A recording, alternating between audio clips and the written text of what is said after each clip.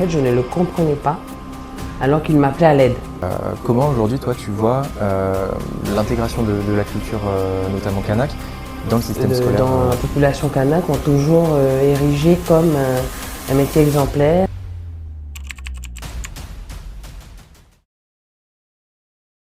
Marie-Laure, bonjour. Bonjour. Merci d'avoir accepté notre invitation. C'est un vrai plaisir de t'avoir avec nous pour ce premier épisode de Débat calédonien. On sort d'une période difficile, marquée par les émeutes, les peurs, les tensions. Les plaies sont encore ouvertes. On a tous besoin d'en parler, de se reparler.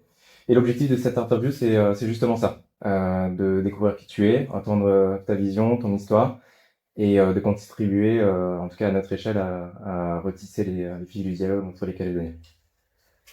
Pour ceux qui ne te connaissent pas encore, est-ce que tu peux te présenter en quelques mots? Alors, je m'appelle Marie-Laure Ukewe, je suis originaire de Lifou, j'ai grandi à Dambéa et je suis maintenant maman de 2 enfants. J'ai toujours travaillé dans le monde de l'éducation car c'est pour moi le meilleur moyen d'évoluer, de se former, d'atteindre un peu les objectifs, les ambitions qu'on se fixe, que ce soit individuellement, au sein d'une famille, d'un clan, d'une tribu. Ouais. T'as un parcours qui est professionnel très atypique, très engagé. Est-ce que, enfin, déjà, tu viens d'en parler au niveau de l'éducation.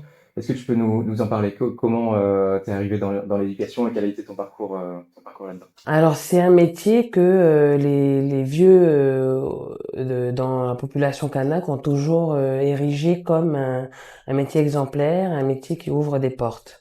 C'est un peu l'image de école égale ascenseur social. Et nous, dans notre famille, on a vraiment été éduqués. Mon papa était enseignant, mon grand-père aussi, et c'est vraiment une famille d'enseignants. J'ai plein d'enseignants dans la famille.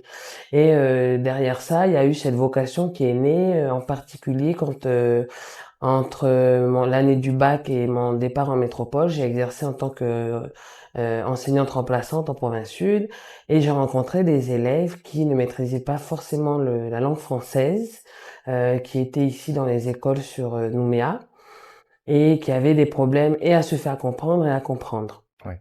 Et je me suis dit que ben si déjà les petits entre eux n'arrivent pas à se comprendre, alors nous entre adultes peut-être bien qu'il y a des problèmes de compréhension.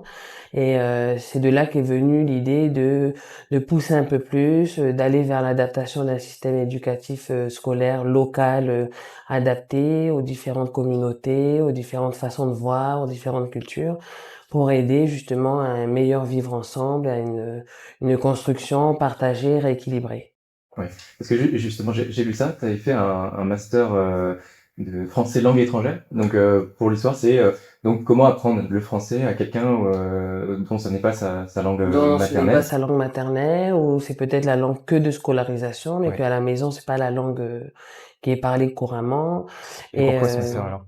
en Nouvelle-Calédonie, en fait, le petit élève sur lequel j'étais tombée, c'est un élève d'origine wallisienne qui criait dans la cour, qui s'était blessé et qui était en train de dire mettez-les, mettez-les, c'est popo, c'est popo. Et en fait, je ne le comprenais pas alors qu'il m'appelait à l'aide.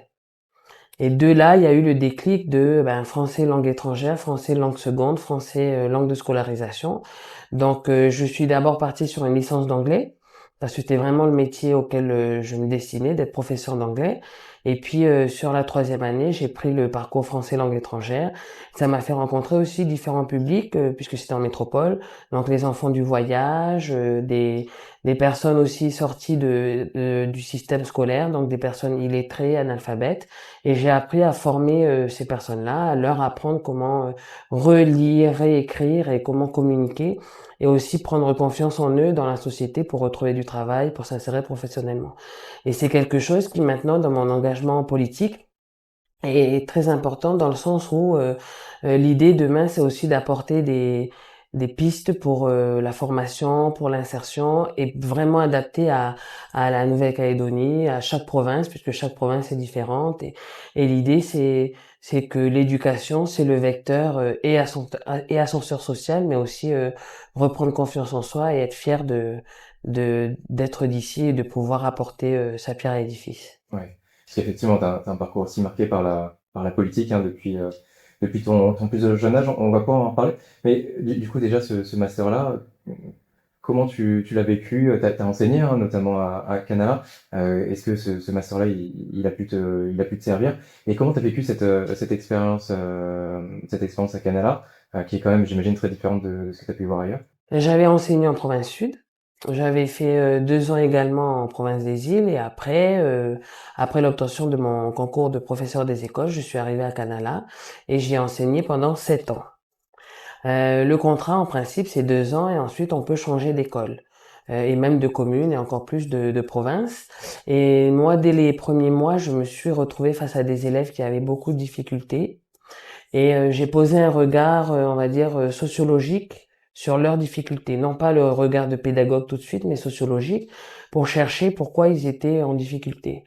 Et donc, j'ai vu les apports de la colonisation, négatifs comme positifs. J'ai vu aussi les regards, les apports de la maison, ce qui est positif, ce qui est négatif, ce qui sert ou non à l'école. Et j'ai fait un peu un croisement de tous ces regards-là pour trouver pour chaque élève un peu la meilleure solution. Et dans l'ensemble, c'était vraiment la langue qui était un frein puisque ces élèves-là ne maîtrisaient pas la langue française. Arrivés à l'école qui finalement était pour eux une langue de scolarisation, un lieu un peu étranger, où pour la plupart du temps, ils retrouvaient des personnes qui n'étaient pas issues de leur communauté d'appartenance, puisqu'à Canala notamment, c'est vraiment une société presque exclusivement kanak.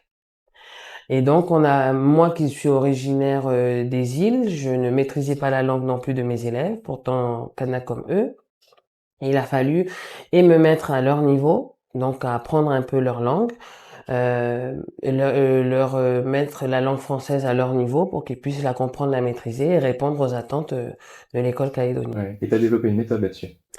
Donc la méthode, c'est vraiment du co-enseignement, c'est la coéducation, c'est-à-dire on a la chance en province nord comme en province sud d'avoir des locuteurs de langue. Ouais. Et donc dans ma classe, je faisais intervenir la collègue locutrice pour qu'elle puisse, elle, faire office de passerelle un peu traductrice pour m'aider à rentrer dans le système neuronal de l'élève et travailler à un meilleur apprentissage.